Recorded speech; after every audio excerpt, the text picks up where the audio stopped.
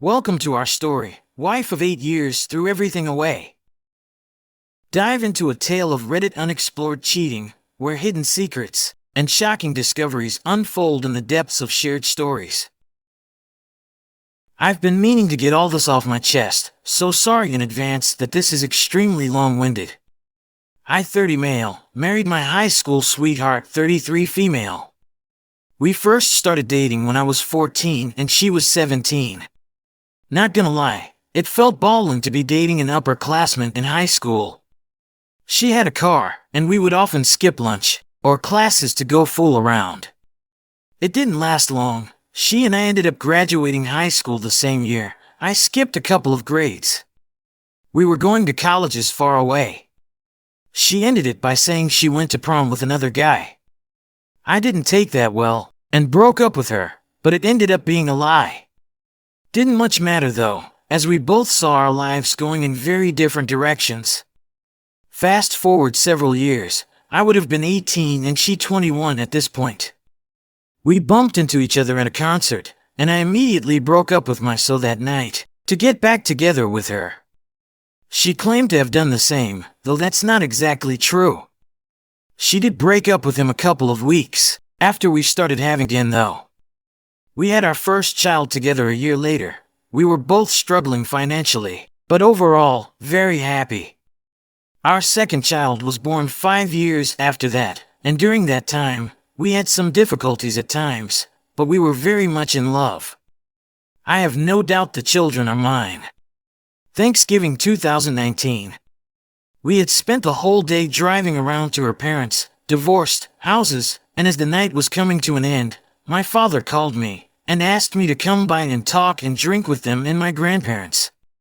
I told them that sounded great, and that I'd drop off the kids and my wife at the house and swing by in an Uber. My wife didn't like this one bit, accused me of abandoning her, and I didn't listen. I told her that I was going, and it was only fair. I got to see my family on Thanksgiving too. As soon as I left, she decided she would too. She left the children sleeping in their beds and drove to a nearby bar. She met someone, they hit it off, exchanged numbers, and she was seen by my friends leaving the bar with him and getting on his motorcycle. No helmet, kids alone at the house unbeknownst to me. I didn't find out about him until a couple of days before Christmas. The 1-year-old had woken early, and a text message came through her phone from Jay. I deleted the message and went back to sleep. When I woke, I decided to keep an eye open and started keeping tabs on her Facebook and text messages. They were flirty, and she would erase everything an hour or so before I'd get home from work every day. They kept their conversations inside a chess game on Facebook. Come mid-January, and we had just gotten into a fight the night before because, admittedly, I was acting out. I was mad that she would abandon the kids out of spite. She had no idea that I was hearing from friends that she was doing sketchy things, and from family that she was having the kids watched on days she wasn't going to school or had any reason to need help with them. I woke up one morning and told her I wanted a divorce. This was rash, and in retrospect, I could have approached this differently. She was blindsided. I told her I knew about Jay and that if she wanted out, she got it. I asked her to tell me what happened. She lied. I exposed her lie and asked her to try again. She lied, differently, but lied all the same. I told her I couldn't trust her and that she needed to stop what she was doing if there was any chance for us. I continued to monitor her conversations for 3 days. They didn't stop. Day 3, I snapped. I told her to get out of my house, that I wouldn't put up with this. She begged and pleaded, called her dad to come over and mediate.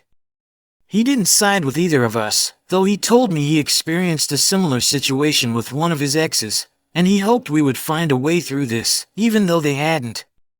We barely spoke after this, co-parenting, but that's all.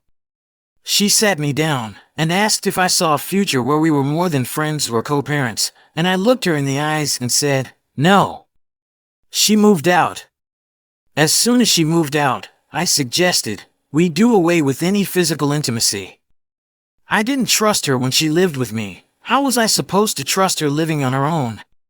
She wasn't having that, wanted to repair our relationship, wanted to start going to counseling to try and work things out.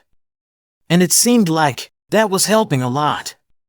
Until one day, after our 4th counseling session, she asked me to treat her the way one of our mutual friends would treat her, as a friend who wouldn't imagine trying anything with her. I told her that sounded like she had a new boyfriend, that we were wasting our time and money trying to fix us, if that was the case.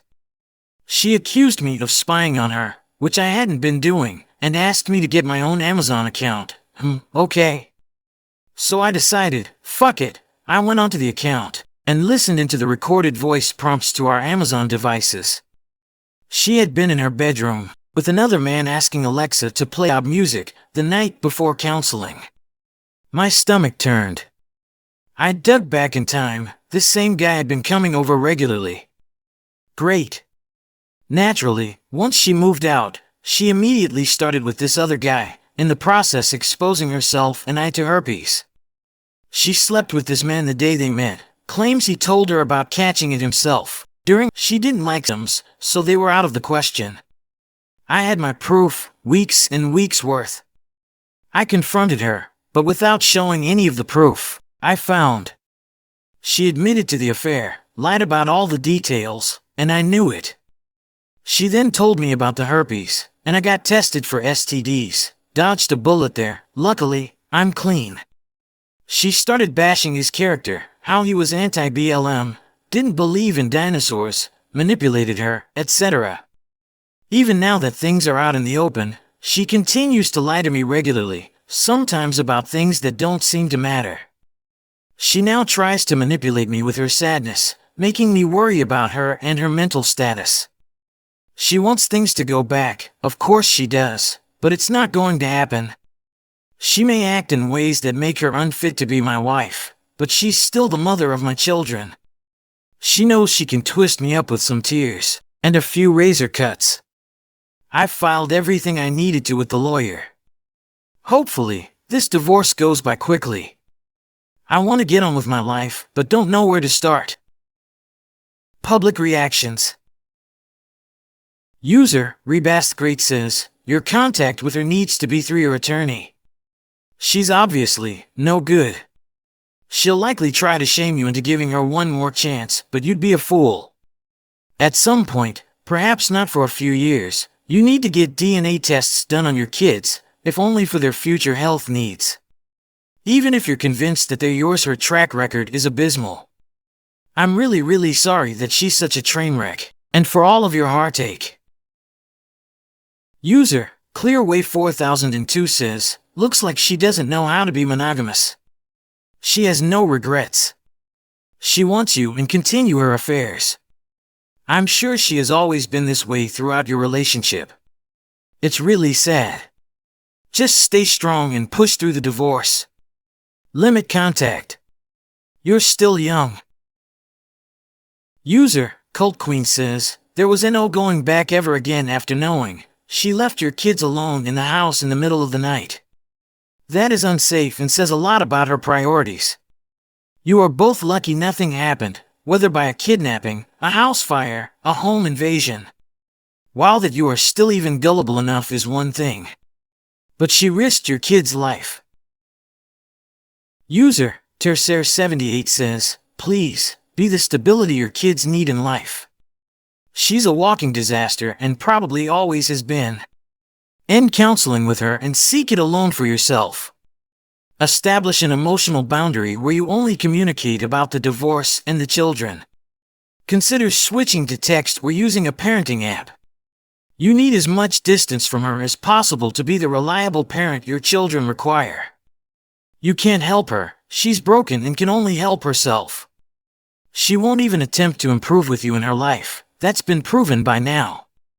So, focus on your own healing and strive for happiness, for your children's sake.